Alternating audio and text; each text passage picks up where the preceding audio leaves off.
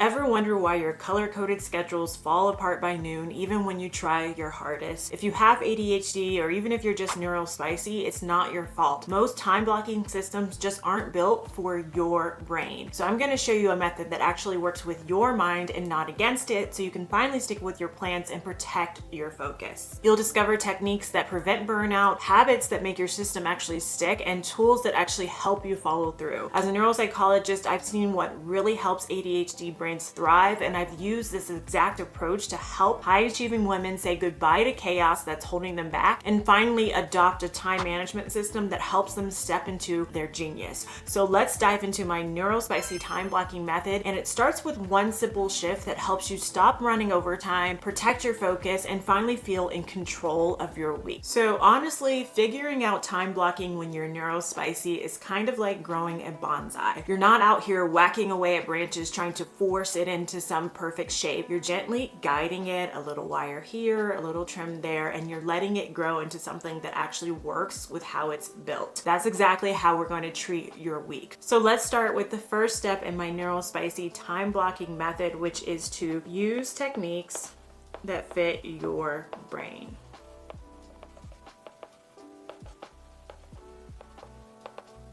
So these techniques, these are tools that reduce friction and meet your brain where it is. Without them, you're trying to fit a square into a round hole. But with these time blocking techniques, you're able to reduce friction and meet your brain exactly where it is. So let's talk about these techniques. So the first one is containers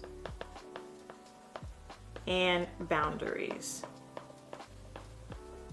So first up, we have containers and boundaries using what I call the 3-7 time blocking method. So the 3-7 time blocking method that I use creates clear start and stop points to actually stop that hyperfixation, increase cognitive flexibility, and decrease the task switching that usually leads to overworking and burnout, and that is highly associated with being neurospicy. I will link a full video on this entire method, but the too long didn't read version is to use compartmentalization to your advantage when you're time blocking. So start by creating containers for the beginning and the end of your day, and think of them like two pieces of bread in a sandwich to anchor the most crucial parts of your life, which I usually assign to time for you and time for your family. Just really quickly, those two pieces I call your morning block and your evening block, and those are dedicated to take care of you and your family. And then in the middle, you have your work block. That's the 3 part of the 3-7 time blocking method to really compartmentalize and to protect your time. Within those blocks, you're going to have 7 routines. Again, I will link a video at the end, but essentially you'll have routines to make sure you have additional containers for those things that are most important to your life, your family, and your work. So be sure to check that out. But the overall idea is to use containers and compartmentalization when you're thinking about time blocking. Next, let's talk about batching. This is another great technique for neurospicy brains and for my neurospicy time blocking method. So when it comes to batching, this is all about grouping similar work together to reduce what's called context switching fatigue, which is just a fancy way of saying the exhaustion your brain gets from constantly switching tasks when you're working. And here's why this matters. Task switching reduces productivity up to 40%. According to the American Psychological Association, frequently switching between tasks can cut productivity by as much as 40% due to mental reorientation time after you switch tasks. And get this, it takes an average of 23 minutes and 15 seconds to refocus after distraction. A study by Gloria Mark at the University of California, Irvine actually found that it takes 23 minutes to get back to deep focus when you are switching tasks. I teach batching as a part of my BBB time management system, and the batching step is particularly helpful for neurospicy women because it helps you make the most of hyperfixation that usually comes with neurodivergence. It helps with poor initiation because you have to initiate less times if you're batching like tasks together. And it also reduces distractions associated with task switching. Okay, let's talk about the next technique, which is compensating for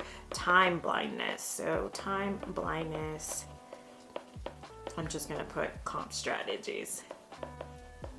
So now let's talk about time blindness. Time blindness refers to difficulty perceiving the passage of time and predicting how long tasks will take. It's super common among people with ADHD as well as just neurodivergent folks in general due to executive functioning challenges. Research actually suggests that up to 80% of adults with ADHD experience some form of time blindness affecting punctuality, planning, and task completion. Picture time as fog. Neurotypical minds see landmarks to navigate that fog. But ADHD minds, they must build lighthouses, external tools to navigate time safely. So here are 2 lighthouses for your neurospicy time blindness, aka compensatory strategies. The first one that I find with my clients is most helpful is just adding buffers when you're time blocking. You want to add padding for transition so time blindness doesn't derail your flow. So you put how long you're going to think tasks take as you're time blocking, but also in your day for the time blocking, you're going to add in buffer blocks. I like to suggest using 2 buffer blocks per day, being 30 minutes each, so you have an hour of wiggle room to account for tasks that take longer or just life happening or fires coming up in your day. The other helpful thing, which I'll expand upon later, are doing frequent time audits and something I call back planning. And these are just going to help when things break down because you'll have more realistic expectation of how long things will take. The next technique I want to talk to you guys about using for your brain is using something I call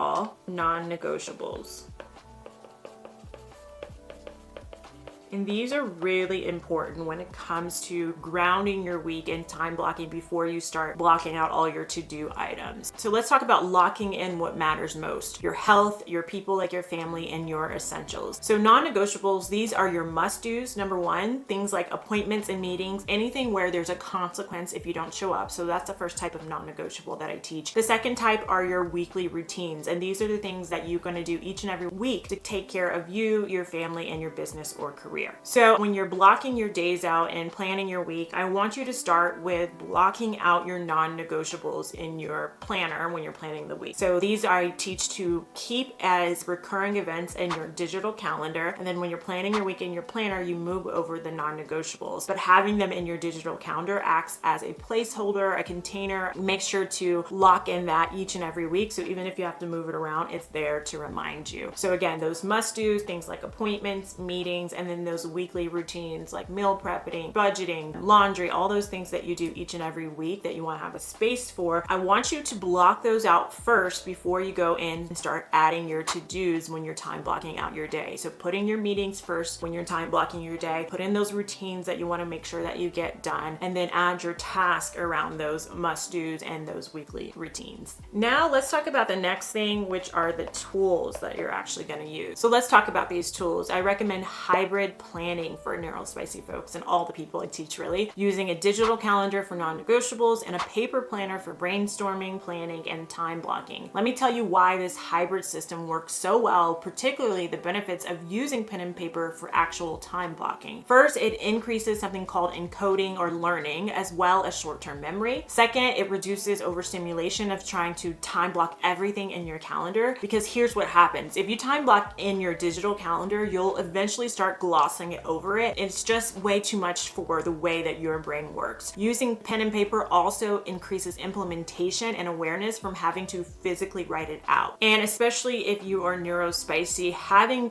those things blocked in your digital calendar so you can have the reminders and you don't forget those most important routines is really important. But then not putting all your time blocking, all your to-dos, all your tasks that vary week to week in there is going to help you not feel so overwhelmed when you look at your calendar. Like I said, research shows putting pen to paper increases your success rates of actually following through with the task. It helps you with encoding, which is very helpful for neurospicy folks to actually write things down, get it in your brain so you actually remember it. So those things are really important. And then for my high achieving busy women, it's also really important because if you put everything in there, it's just going to be way too much because you likely have lots of meetings, you likely have lots of things that you're doing. And again, just putting it in there is going to be way too much. I don't want to belabor this point. But lastly, also for my neurospicy folks, like I teach at the end of your day to reassess reassess so you can time block for the next day. If you're going to do that in a computer or you're on your phone, you're likely to get distracted when you need to change things and be flexible with your calendar or with your time blocking. So having it on paper really just helps you focus and not get distracted. Okay, another important part of like the tools is using color coding. So let's talk about color coding in a simple way. Color coding is fun and it gives you that dopamine boost that your brain is craving, but it's important to keep it simple. I suggest only having 2 distinct colors, one for personal and one for work non-negotiables. And I only highlight, like in my daily time blocking, my non-negotiables, so my meetings and my routines. And I don't highlight every task that I add around those things, because then your brain just starts to ignore it because too many things are just highlighted. So keep it simple, use it to give your brain that boost of dopamine, but really make sure that you're keeping it simple so you don't overwhelm yourself. And then the last tool I want to talk about here that's essential for good time blocking is pulling from a running to-do list when you're time blocking your days. So no more keeping your to-do list all over the place in random journals, on post-it notes, in your notes app. I want you to start thinking about creating a centralized running to-do list. So anytime you have a to-do, you can add it to that running to-do list. I teach my students to have their task list in Notion within their second brain. I do also offer my Productive Boss Notion system that includes a second brain for you, so you don't even have to build it out. You can plug and play, but that can be really helpful whether you use Notion or not, to have your to-do list in one centralized place of a one running to-do list. And I should just say, if this is feeling like, whoa, this is a lot of information, it's because I want to give you a comprehensive guide that you can come back to and refer to. But if you want more personalized help with all these things, like I said, I work with high achieving women. Most of them, lots of them are neurospicy in some capacity. So this is what I do as a neuropsychologist. I'd be happy to work with you. You can check the link below to see if I have spots open to apply for my Systemize Your Goals Accelerator. And I'd be happy to help you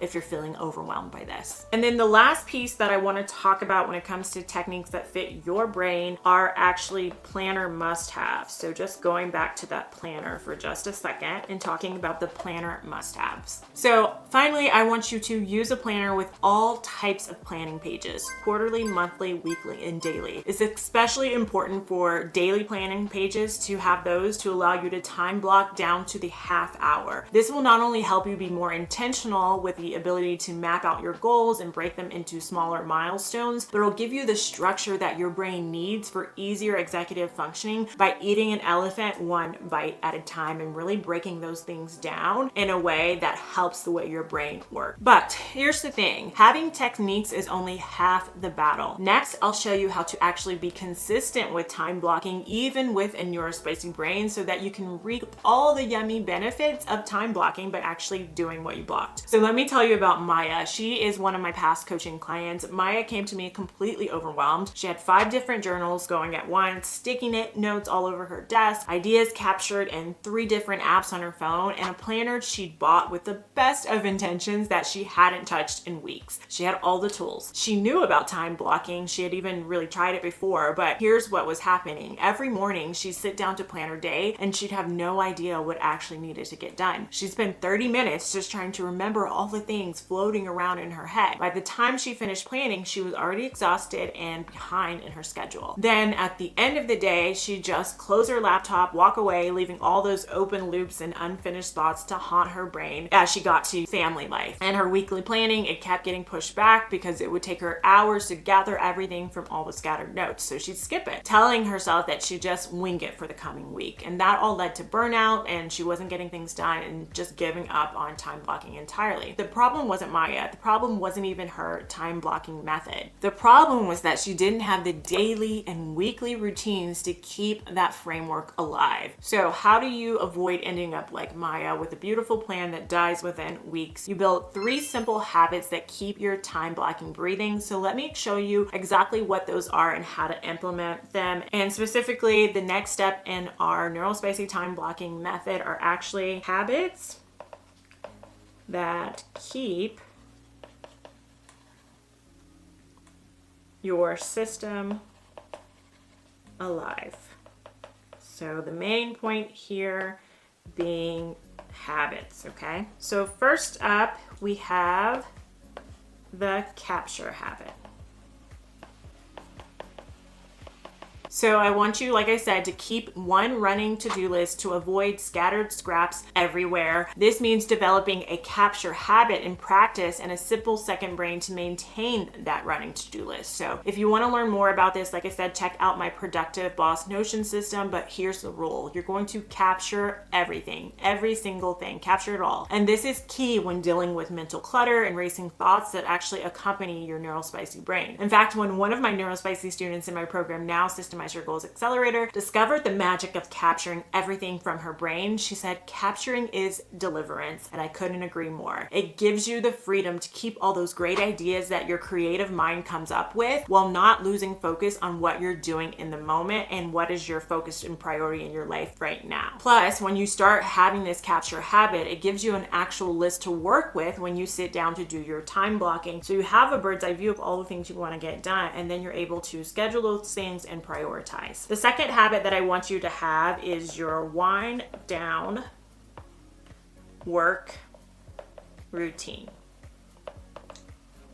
So your wind down work routine is where you close loops and set up tomorrow before you unplug from your workday. If you want help building this practice, I actually have a monthly challenge inside my Systemize Goals Accelerator that walks us through it, and I can help you stay accountable to doing this. And this is basically where it takes 15 to 30 minutes before you close down your workday, or if you're using my time blocking method, before you close out your work block, to capture any of those lingering notes, ideas that may be in your journal, your planner, your sticky notes, or your notes app, and add them to your running to-do list. You also do things to help you start the day fresh the next day, like tidy your workspace, time block your next day, and account for anything that didn't get done within your current day and see where you can get it done in the coming days if it needs to get done before next week or you're planning for next week. This routine is your gift for tomorrow you. Trust me, she will thank you. This is a key routine to keeping the system going and making sure you actually get done what you block. The next one that I want you to do is your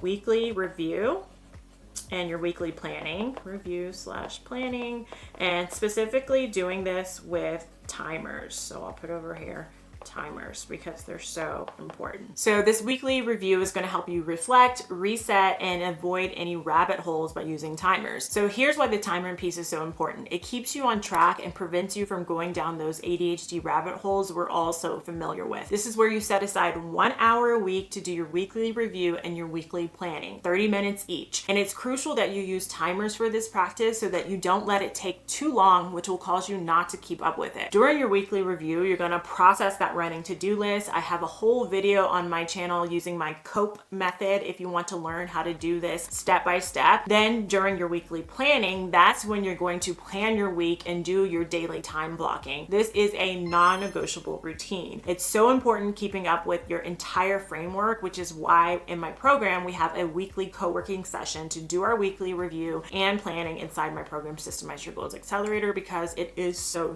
important to the entire system. Structure is what brings your plans to life. Imagine waking up knowing exactly what to do, feeling in control, and finally making progress on what matters most. That is the power of keeping your framework alive. Now, these practices, they're the difference between a plan that sits there looking pretty and one that actually grows with you, like that bonsai we talked about earlier. But here's where most neurospicy women hit a wall. Got your techniques, you've built your routines, and then you sit down with your beautifully time-blocked day in front of you, and then you don't do it. You look at the time block that says maybe write a report from 9 to 11, and suddenly you're reorganizing your desk drawers, researching history of staplers, or deep cleaning your keyboard. Does that sound familiar? If you've ever wondered why you still procrastinate even when you have a perfect plan, you'll want to see what's next, because having a plan and actually following through on that plan are two completely different skills. So next I'm going to show you the techniques you need to actually follow through and do what you planned, even when your brain is doing everything in its power to convince you to do literally anything else than what you time block. So step 3 is actually having follow through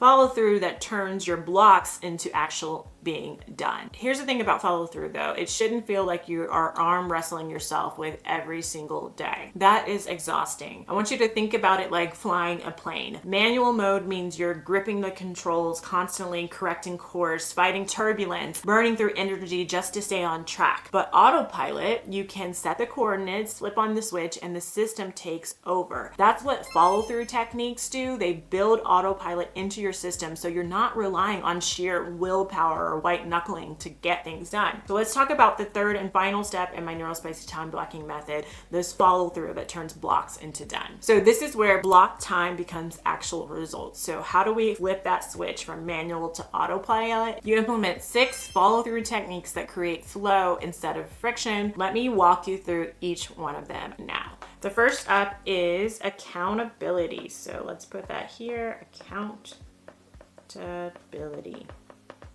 And this is because external check-ins actually drive internal action. This is the power of having an accountability partner or joining an accountability group. When you know someone else is going to ask you, did you do the thing you said you do? Suddenly your brain takes that commitment more seriously. It's not about shame or judgment. It's about creating an external structure that supports your internal goals. So finding one person, a friend, a colleague, someone in your similar season of life, and schedule regular check-ins. Even a quick text exchange can work wonders. The second thing that is here that's going to help you with follow through is back planning.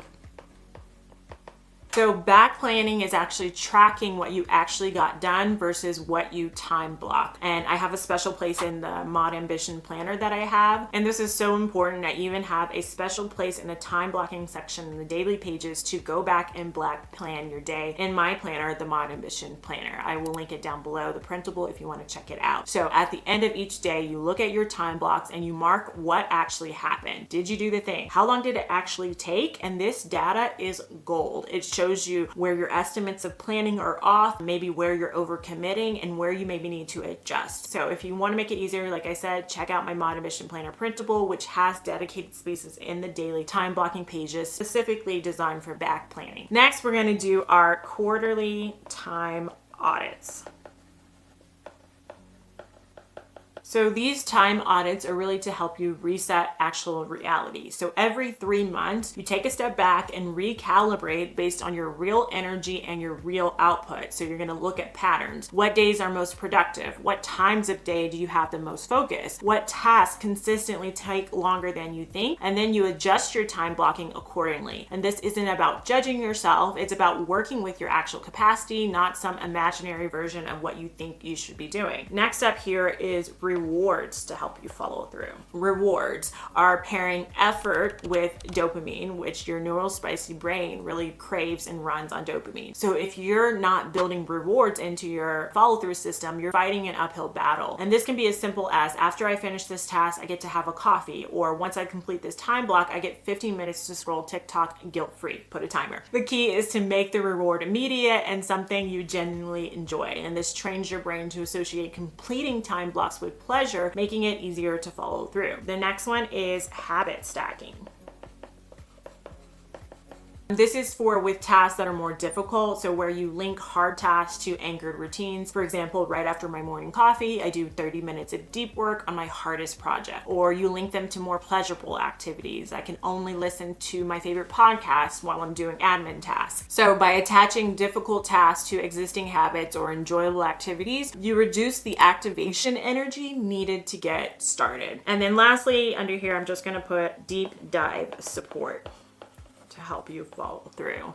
I teach all of these techniques extensively in my program, Systemize Your Goals Accelerator. I even have a bonus module in my program called Neurospicy and Productive that dives deeper into coping strategies for high achieving women who are struggling with neurodivergence. Because the truth is, follow through just isn't about willpower. It's about having the right strategies for your specific brain. And when you can actually see what you're accomplishing and when your brain starts craving that dopamine hit from completion, that's when blocking transforms from a pretty plan to real tangible results. And that's when progress can actually become visible and addictive. And that's what happens with the one-to-one mentorship that I do with the support in my program. So I do want to let you know, you don't have to implement this all in one time. In fact, you shouldn't. Please don't try. Like I said, this is just an overview of what I want to get you to have, and you can come back to this video. But build one habit, try one of the follow-through strategies maybe that I gave you, and give yourself permission to experiment, to mess up, to adjust as you go, because this isn't about perfection, it's about progress. And of course, if you want support along the way, just really quickly, I will tell you about the structure of my program since I've mentioned it quite a few times. If you want a community of other neurospicy women who get it, who are building systems right alongside you, that's what my Systemize Your Goals Accelerator is for. We do weekly co-working sessions, monthly challenges. You get access to all my systems and frameworks, including my Neurospicy and Productive module that I mentioned, and it's just a good time over there. Lastly, I want to give you like a bonus tip as a neuropsychologist. If you haven't been formally diagnosed, you may not have ADHD, as there is a plethora of things that can cause problems with executive functioning and look almost identical to ADHD. For instance, I have OCD, not ADHD, but the executive functioning deficits are pretty similar. However, the underlying treatment is very different. So if you're looking for strategies to cope with executive function beyond time blocking, a good thing that I would suggest is getting a correct diagnosis, as executive functioning can look like ADHD, but maybe other things like anxiety, depression, lack of sleep, or poor nutrition, just to name a few other things. And I know in this age of TikTok, everyone says they have ADHD, but in my experience with testing and diagnosing literally hundreds of folks, many times it's not. And if you're looking for help in getting your particular type of neurodivergence diagnosed, you can see a neuropsychologist for neuropsychological testing, or you can ask your primary care physician, therapist, or psychologist for a referral to help get you diagnosed. So like I said, I've treated and diagnosed hundreds of people who do have ADHD or who come to me wondering if they have ADHD. However, I have yet to make a video on ADHD in all my years of YouTube for this particular reason. I don't want you to self-diagnose just because, oh, these all sound like something I'm struggling with, when you may need other underlying treatments to get to the real root of your executive functioning problem. So if you have the time blindness, the distraction, the impulsivity, all those things map on for you, and you haven't been formally diagnosed, that would be my bonus tip, because there may be other things that you can do to get to the root of the problem if it isn't ADHD. And now, even though you know this Neurospicy time blocking method that gives you a general overview of how to adapt time blocking to fit your brain, now you need to know the step-by-step method to actually implement the time blocking when you sit down. So watch this next video where I'll show you my unique 3-7 time blocking method to get everything done that works perfectly with your Neurospicy time blocking method. I'll see you over there. Cheers to planning, manifesting, and enjoying your dream life. The God within me honors and worships the God within you.